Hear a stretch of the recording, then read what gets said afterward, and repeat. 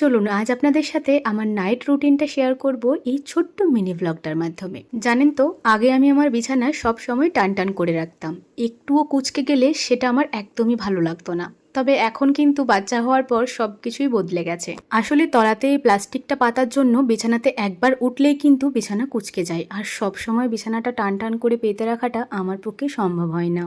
আজ সন্ধ্যাতেই ভেবেছিলাম বিছানাটা সুন্দর করে গুছিয়ে নেব, তবে নীল আমাকে সন্ধ্যার থেকে ছাড়েইনি। শেষমেশ তো ওকে ঘুম পাড়াতে পাড়াতে আমি নিজেও ঘুমিয়ে পড়েছিলাম। এখন 10:30 বাজে, আর ঘুমানোর আগে বিছানাটা সুন্দর করে গুছিয়ে নিচ্ছি, মানে একদম বেড কভারটাও চেঞ্জ করে নিচ্ছি। আপনারা অনেকেই বলেছিলেন ওই প্লাস্টিকটার পরিবর্তে একটা তো কভার পাওয়া যায়, 4 কোণে গুজে দেওয়া যায়, ওটা কিনতে পারো। ওটা কিন্তু বাড়িতে আছে, দেখতেই পেলেন তলাতে কিন্তু আজকে ওটাই পেতেছি। আসলে এই যে সিটটার, এটার একটা প্রবলেম আছে। যখন অতিরিক্ত বাইরে গরম পড়ে তখন কিন্তু বিছানাটা অতিরিক্ত গরম হয়ে যায় যদি ওটা পাতা থাকে। সে কারণে ওটা তুলে আমি ওই প্লাস্টিকটা পেতে রেখেছিলাম। তবে বেশ কয়েকদিন ধরে এদিকে বৃষ্টি হচ্ছে, মেঘলা ওয়েদার রয়েছে, তাই ভাবলাম এটা পেতেই দিই। আচ্ছা, বিছানা গোছানো তো আমার হয়ে গেছে। যেহেতু এরপর ঘুমাবো, তাই আমি নীলের বিছানাটাও করে নিচ্ছি। সারাদিন নীলের জন্য এক্সট্রা করে বিছানা না করলেও রাত্রেবেলা কিন্তু আমার পাশে ওর জন্য সুন্দর একটা বিছানা করে নিই। আগে তো আমি, মা আর নীল 3 জন একসাথে ঘুমাতাম, তবে এখন কিন্তু নীল আর আমি দুজনাতেই ঘুমাই। প্রথমে দুটো কাঁথা ছোট করে ভাঁজ করে পেতে নিয়েছি, তারপর ওই যে পাতলা পাতলা সাদা টাওয়ালগুলো আছে ওগুলো একটা পেতে দিয়েছি উপরে।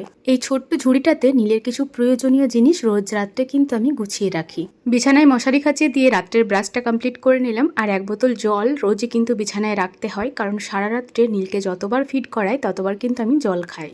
অনেকেই প্রশ্ন করেন, দিদি তুমি রাত্রেবেলা নীলকে কতবার ফিড করাও? রাত্রেবেলা 11:30টার সময় করে লাস্ট একবার ফিড করাই, তারপর ওকে আবারও 12:30টার সময় ফিড করিয়ে আমি ঘুমিয়ে পড়ি। তারপর রাত্রেবেলা ও আর খুব একটা ওঠে না, একদম ভোরের দিকে ও আমাকে লাথি মেরে মেরে তোলে, আর তখন ওকে আরেকবার ফিড করিয়ে দিই। বলতে গেলে 11:30 থেকে সকাল অবধি ওকে আমি 3 থেকে 4 বার ফিড করাই। এই যে আমার নীল কিন্তু ঘুমিয়েই ছিল, তবে ওর জামা কাপড় চেঞ্জ করতে, ডাইপার চেঞ্জ করতে, এসব করতে করতে ও কিন্তু আবার উঠে পড়েছে। গরমটা যখন বেশি পড়েছিল তখন কিন্তু ওকে ডাইপারই পরাচ্ছিলাম না, তবে আজকে মেঘলা ওয়েদার, বৃষ্টি হচ্ছে বাইরে, সে কারণে ডাইপারটা তাড়াতাড়ি পরিয়ে দিলাম। ওয়েদার ঠান্ডা হওয়া সত্ত্বেও কিন্তু ফ্যান চালিয়েছি, আর সে কারণে ওকে কিন্তু একটা ফুল প্যান্টও পরিয়ে দিয়েছি। বড়দের তুলনায় বাচ্চাদের গরমটা একটু বেশি লাগে। ও তো রাত্রেবেলা ঢাকা নিয়ে একদমই থাকবে না, তবে আমি কিন্তু কাঁথা ঢাকা নেব, কারণ আজকে ওয়েদারটা বেশ ঠান্ডা রয়েছে। একটা পাতলা এই যে র্যাপারটা রেখেছি, যদি ওর খুব ঠান্ডা লাগে তখন আমি ওকে ঢাকা দিয়ে দেব।